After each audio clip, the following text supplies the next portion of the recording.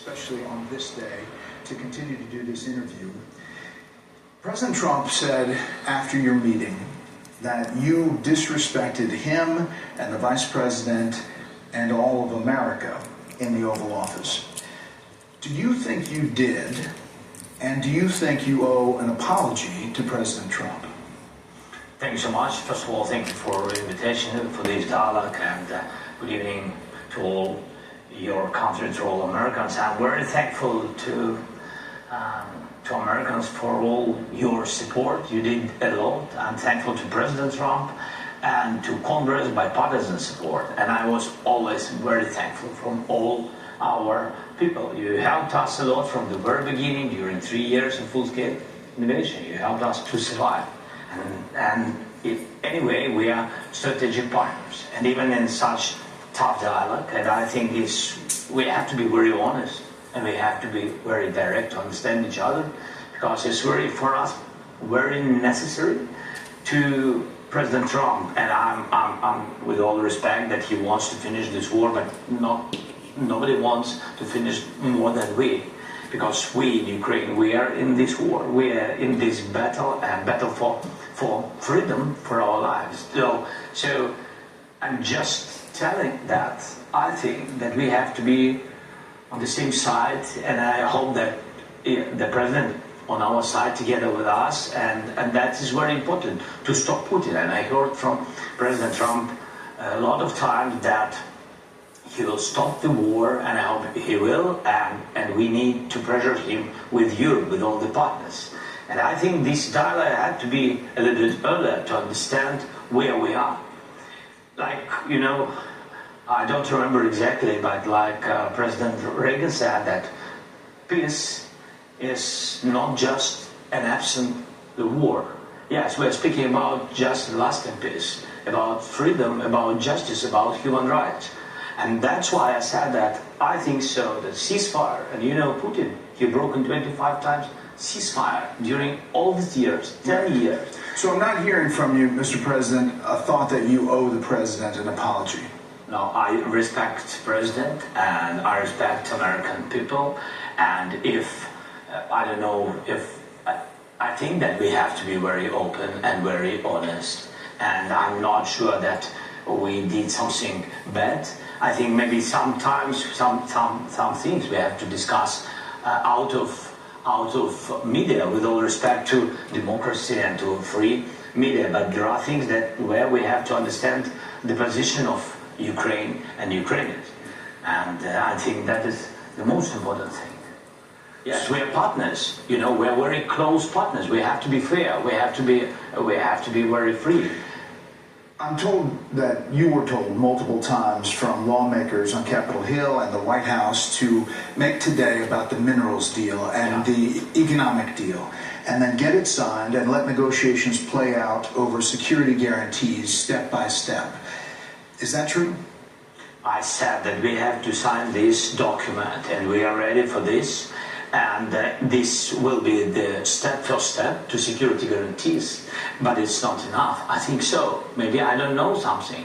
I don't know some details, and that's why I wanted to share it with the President, my thoughts, and to hear him again, because he has a plan how to stop Putin. And maybe, as I said, maybe it's out of big conversations, but we have to share it. You know, this is so sensitive. You know, just a ceasefire without security guarantees, this is so sensitive for our people. I'm speaking like a president of a people who are in this struggle 3 years, and they just want to hear that America on our side, and that America will stay with us, not with Russia, with us. That's it. But I'm sure that it will be. This is the first step to security guarantees. Europeans, we don't need to lose them. They are good allies for the United States. The United States is the most or the biggest donator of support and of peace. But we don't need to lose Europe. And they also want to know next steps. We have to be very open to understand how to stop the war. Right. But do you think the public spat in the Oval Office in front of the media served Ukrainians well today? I think this kind of spat is this is not good for both sides, anyway, and very open, but I can't, change our Ukrainian attitude to Russia, and I don't want they kill us for us. This is very, very clear that Americans are the best of our friends, Europeans are the best of our friends, and Putin with Russian, they are enemies. And it doesn't mean that we don't want peace. We just want to recognize the reality, the real situation. President Trump is convinced that you will never sign a deal with Vladimir Putin. Is he right? No, I think so. What I think, Ukraine wants peace, and we will have anyway diplomacy. We will have negotiations. I always said that I think so. It's about just and lasting peace. It meant that we have to be very strong at the table of negotiations. And at these negotiations, Ukraine and Russia, like sides of this war, have to be, and the United States and Europe. That's what I said. So we are ready for peace, but we have to be in strong position. What does it mean? Just to know that our army is strong, that our partners with us, and that we have security guarantees. Am I not right? Leaving the White House today, President Trump said this. He's looking to go on and fight, but he wants to come back right now, but I can't do that. What do you make of that? Do you want to continue fighting? Do you want peace? And if he had the opportunity to go back to the White House right now, would you do it? No. First of all, we want peace. That's why I'm in the United States. That's why I visited President Trump. And thanks for the invitation again.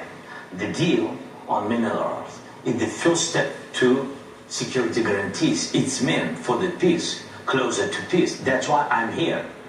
And we have tough situation. To understand it is to be in Ukraine. You saw it, Brad. You was once. Thank you again. So I think that's very important to understand what's going on. But I respect my soldiers and our people, our civilians who work and support our warriors. I can't say just stop. Nobody will stop because everybody afraid that Putin will come back tomorrow. We want just and lasting peace. It's true. We want security guarantees. We raised this topic about NATO, the quickest way, but not all the countries are on this side. I said, okay, if not NATO, nobody is pushing. If not NATO, let's build NATO in Ukraine. That's my position. Europeans are ready to have contingents on our territory, boots on the ground. United States thinks maybe to help, maybe USA backstop, have to be just to guarantee that they are with the Europeans. Look at Europe, it's strong, it became stronger, but they also want to have allies like the United States. That's what I said. I just want to understand what the peace. It's not my question, Brad. This is the question from all our people. You mentioned when I traveled to the front lines with you last year to see the situation, to mark the anniversary of the war, and this is what you told me back then. Will Ukrainians survive without Congress support? Of course, but not all of us. It will be tragedy for all of us, not only for Ukraine, not only for Ukrainians, for all Europe. So the question today is, can Ukraine win this war or hold off Russia without continued U.S. support? It will be difficult for us. That's why I'm here. That's why we speak about the future negotiations. It will be difficult without your support, but we can't lose our values, our people. We can't lose our freedom.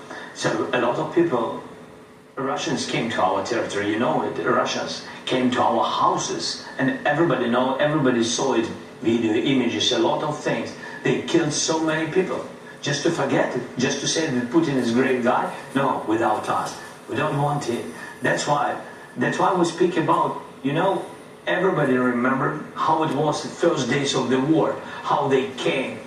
Nobody wants in Ukraine. Yes, of course, nobody will forget it, but nobody wants to have, again, new wave of occupation. That's why when we say, no NATO, what security guarantees can we have? I'm not pushing, we're not pressuring, we're just asking, we're just sharing, worrying. clear messages to our friends, to Americans. Right. If you stay with us, thank you so much. But let's do the infrastructure of security guarantees. Let's just share with our people.